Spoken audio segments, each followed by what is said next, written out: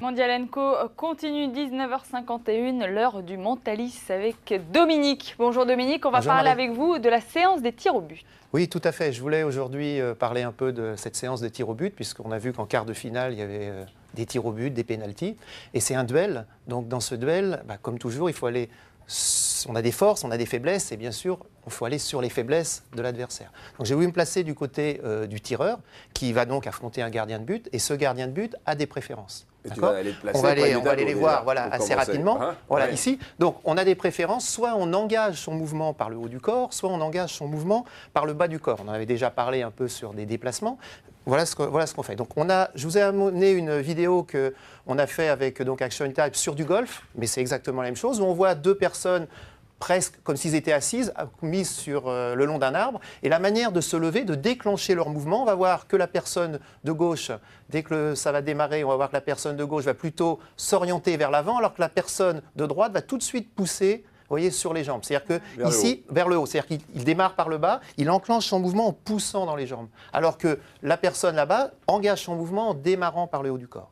D'accord ? Donc deux manières de se déplacer. Ça donne quoi quand on voit sur un gardien de but ? On va voir des gardiens de but comme ceux de ce soir, les deux, l'allemand et l'espagnol, sont des gardiens de but, on va voir la photo suivante, qui sont plutôt sur leurs jambes. Donc ils vont plutôt être très bas, avec beaucoup d'angle, très appuyés sur les jambes pour pouvoir justement pousser sur leurs jambes. D'accord ? Et puis on a une autre photo, on a pris Van der Sar qui n'est pas sur un terrain de but, qui n'est pas sur un tir au but, qui lui a besoin au contraire, puisqu'il part d'à l'eau, d'alléger le haut de son corps, donc de se grandir, pour ensuite pouvoir tomber et rebondir.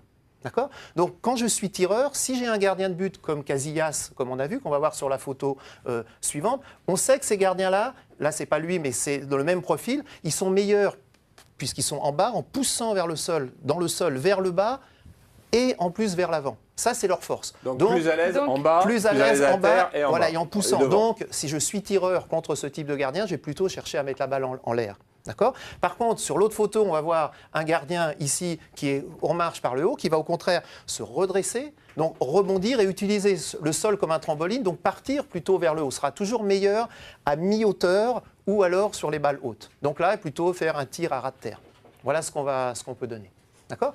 Ensuite, on a pris d'autres photos par rapport au gardien de but. C'est-à-dire, je suis gardien de but, j'ai un tireur qui est en face de moi, et lui a des préférences. Alors, il y a plein de choses, plein de choses pour voir de quel côté il va tirer. Je me suis juste arrêté sur une vision, sur la manière de viser, la manière dont on vise au football, ou d'une certaine manière. Dans les tirs au but ou dans les pénaltys. Voilà, dans les tirs au but et dans les pénaltys. Et là, on voit par exemple Jeanne qui va tirer le tir au but. Alors, on le voit, c'est dommage, c'était un petit peu mis de ce côté-là, mais lui, voilà, sur cette photo-là, voilà, lui, il va viser avec ses yeux. Alors ça paraît bizarre de dire ça, viser avec ses yeux, mais c'est-à-dire qu'il va prendre, une cible très précise. Il va focaliser sur un endroit très précis. Ça peut être un bout de publicité derrière ou un endroit. Comme les golfeurs. Comme certains types de golfeurs. Ouais. C'est-à-dire qu'ils vont plutôt utiliser la vision.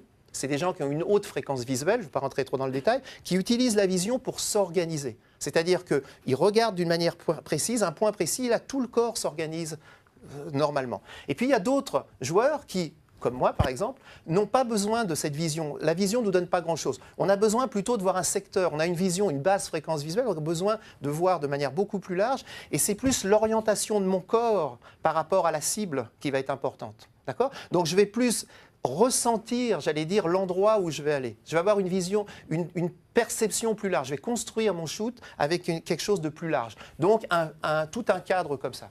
Donc ça veut dire quoi ? Ça veut dire que quand on est gardien de but et qu'on a quelqu'un qui vise d'une manière très précise, je vais demander à ce gardien de but de bouger beaucoup parce que je vais perturber la vision du tireur qui a besoin de quelque chose de visé.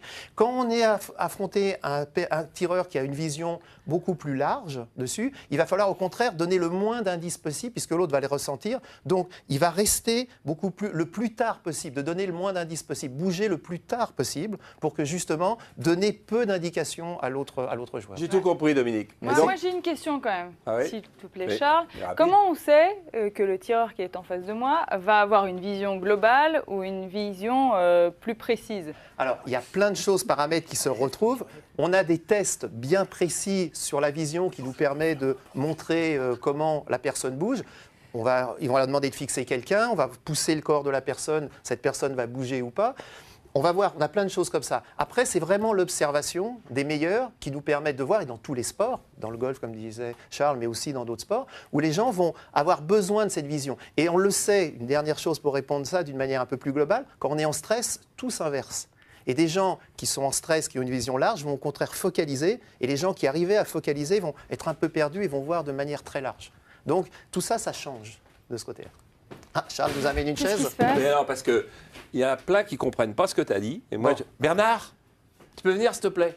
Il faut un cobaye. Alors, vite. Oui, bah oui. Si tu n'avais pas posé une question supplémentaire, on était dans les temps. Tout était mijoté. Viens, mon petit Bernard. C'est des petits tests un peu comme... Un petit test, Dominique. Un petit test comme on a vu avec l'arbre. C'est-à-dire, j'ai demandé à Bernard... Oui, je sais. Ne parle pas, écoute. Voilà, vous levez, vous redressez. Voilà, redressez-vous. Voilà. On a vu que Bernard recommençait. On voit que Bernard, à chaque fois qu'il se relève, avance le haut de son corps et ensuite se lève. D'accord? Donc, il démarre par en haut. D'autres personnes vont plutôt faire juste ça, et cette fois-ci, allez-y, pousser dans les jambes vers le haut. Voilà, on peut le faire, mais ce n'est pas sa préférence. D'accord?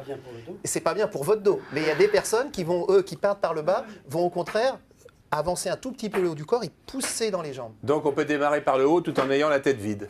Voilà. Merci Bernard. Eh bien voilà, merci messieurs, très belle démonstration. Mondial & Co fait